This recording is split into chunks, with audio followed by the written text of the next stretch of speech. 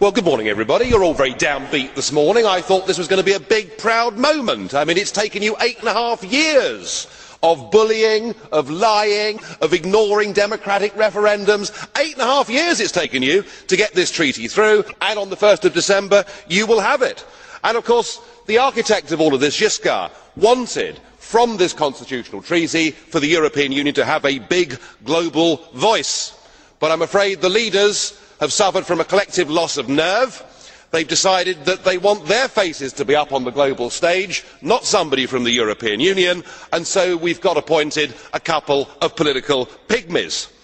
The Kissinger question of who to call in Europe has not really been answered, has it? I guess the answer can only be Mr Barroso, because he is the only one that anybody in the world has ever heard of, and is probably the big winner out of these posts. No wonder, sir, you look so happy this morning. And we have a new President of Europe, Herman Van Rompuy.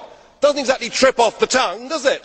I can't see him stopping the traffic in Beijing or Washington. I doubt anybody in Brussels would even recognise who he is.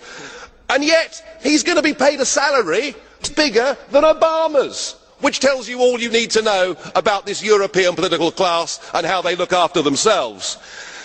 But at least he's an elected politician, unlike Baroness Cathy Ashton, who really is the true representation of the modern day political class. In some ways she's ideal, isn't she? She's never had a proper job and she's never been elected to anything in her life, so I guess she's perfect for this European Union. Excuse me, Mr Farage. Yes. I would like to put down your postages. You made your presentation. Right, okay. Is Just enough for calm us. down, chaps. Okay, Calm down, chaps. please continue.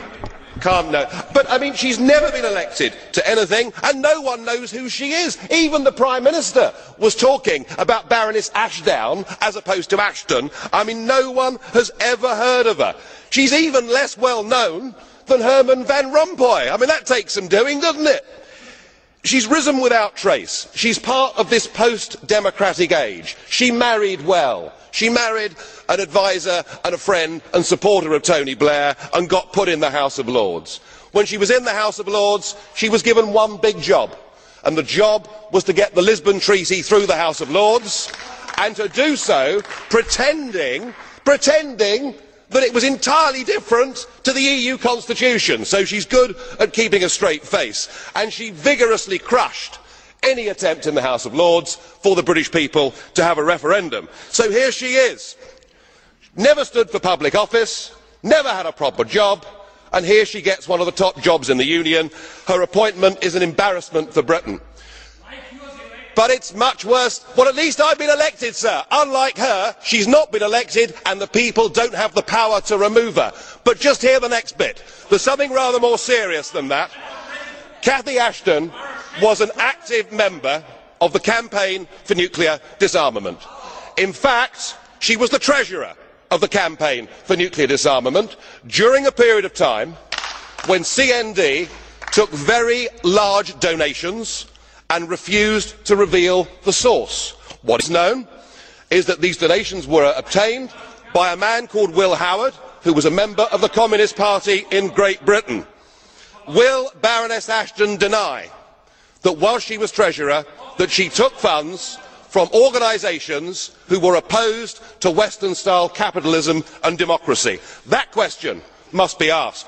And are we really happy that somebody who will be in charge of our overseas security policy was an activist a few years ago in an outfit like CND?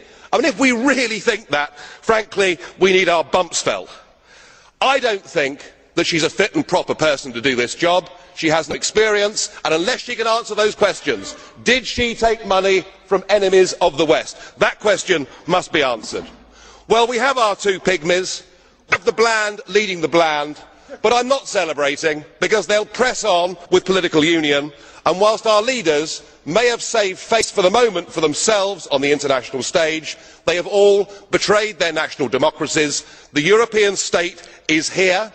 We're about to get an avalanche of new laws because of this Lisbon Treaty, and there's no question in my mind that there has to be a full, free, fair referendum in the United Kingdom to decide whether we stay part of this union or not. I hope and pray that we vote to leave, but either way, the people simply must be asked. Thank you.